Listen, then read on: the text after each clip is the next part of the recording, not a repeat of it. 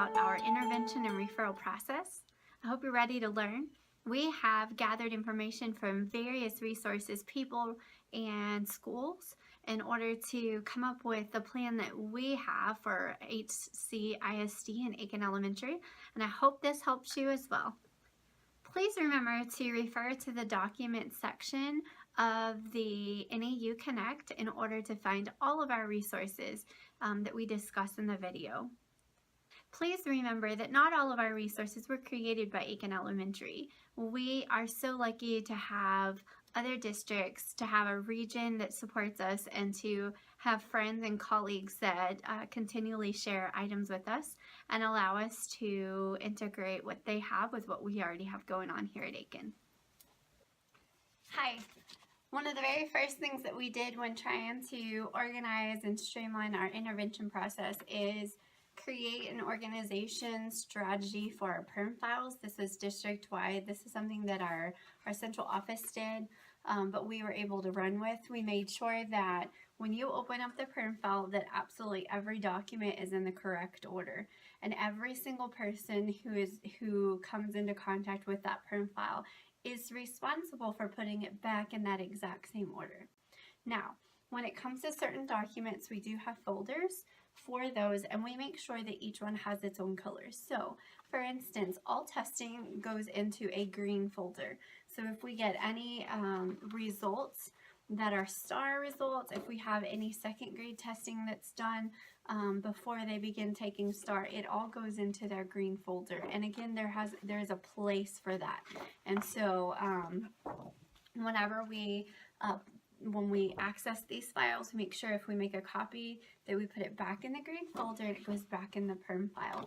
We also have our ESL students, and again, this is actually regulated by law what order the papers are supposed to be in when they're in this blue folder, but when it goes in the perm file, again, those ESL representatives are responsible for putting it in the exact same order in the perm file and then putting it back in their correct place. When we begin the intervention process, that is going to be done for a couple of reasons. An intervention for a student can be started for multiple reasons. We may actually have an intervention for a student due to behavior. It might be because they're having trouble in the classroom, intellectually, academically, they are behind their peers. We also may have intervention for students who we feel like are not being challenged in a way that's causing them to find success. They're not accelerating in their learning. Perhaps they are on grade level, but they've been above grade level and now they're flatlining. We also want to have an SST, which is a student support team for that student as well, so that we can find out what we need to do to make sure that they're reaching their full potential. Generally, the referrals that we do receive for SST are for students that are academically not performing at the level that they should be for their grade level, for their age. And so again, this is always orange. We color code everything. So one of the things that we do for accountability is there is an orange folder just like this one with a name tag, and it's given to the teacher. Now this one does not have all of the forms in it. It is simply an orange folder with their name on it and a place to document interventions. This is an alert. Now every teacher on our campus has student folders, or they have student folders in their classroom. But if they have an orange student folder, then that is an alert that there should be extra documentation. What is being done for this student in the classroom? What types of interventions have been tried? What was successful and what was not? And then also, when they have those successful days, we want student work. When we have a day where we tried an intervention and it clearly failed, we want examples of student work, because ultimately our goal is to help them to find success. And if that success is not found through our intervention program, through the RTI in the classroom, then basically we need to move on to a referral process. If a student has an orange folder, it is expected of our teachers that we have at least 3 parent-teacher conferences during the year. We do beginning of the year, middle of the year, and end of the year testing. Now those meetings should always happen with the parents, but on top of that, there should probably be at least one additional conference somewhere in between there, especially our first semester, where we meet with the parents just to talk about classroom progress, not specifically just the beginning and end of the year, middle of the year testing, but also classroom progress, grades, and interventions. Now, every single time that we do that, we utilize some forms that we actually received from a different school district. They have been extremely helpful. If you will look in the documents link, it is actually provided for you. Remember, we did not create this, but we did take it and make it our own.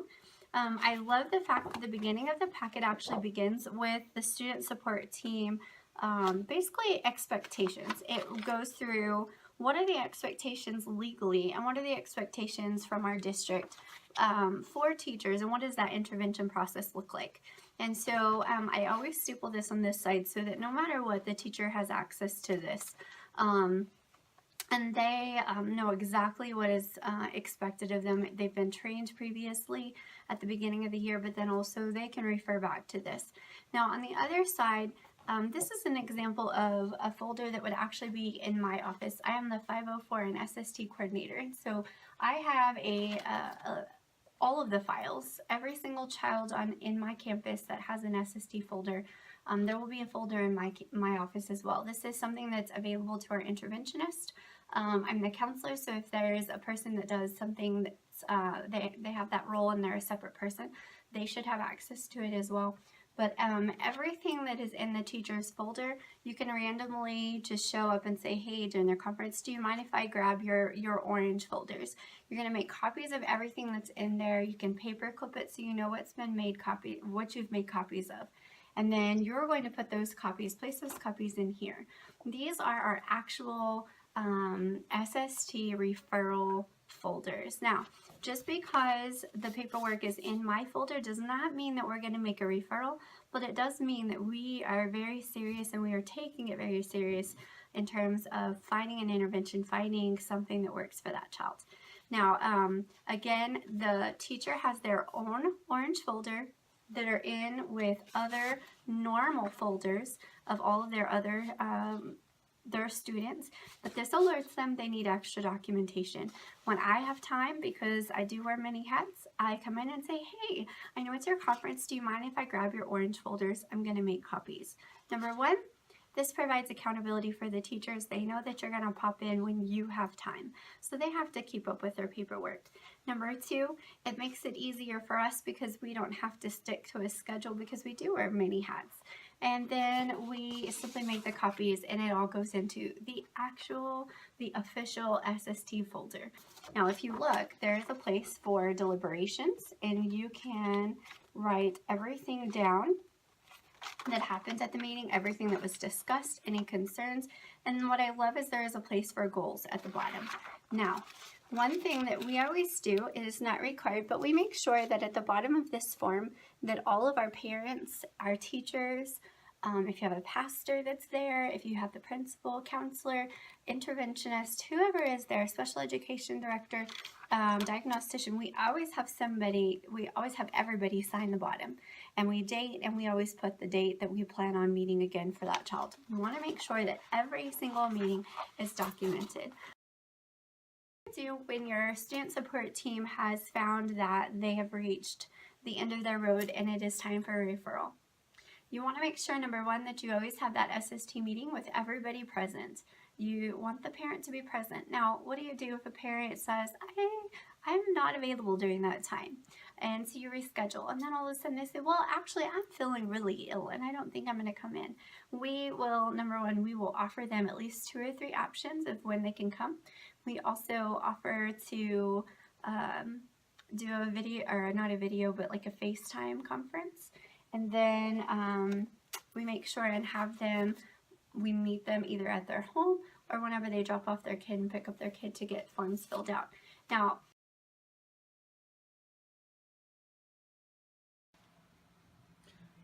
hello, I'm Jackie King from Aiken Elementary, a proud member of the Health Center Independent School District, also a very proud first-year member of the NEU network. I want to talk to you briefly about what we do before we do a referral to special ed. Once our student success team has begun to actively monitor a child and look for intervention plans, there are a number of things we do before the process finalizes with a special ed referral. First, we have a parent forum. We have parents come in and we visit with them about what we're thinking about. They fill out the documentation.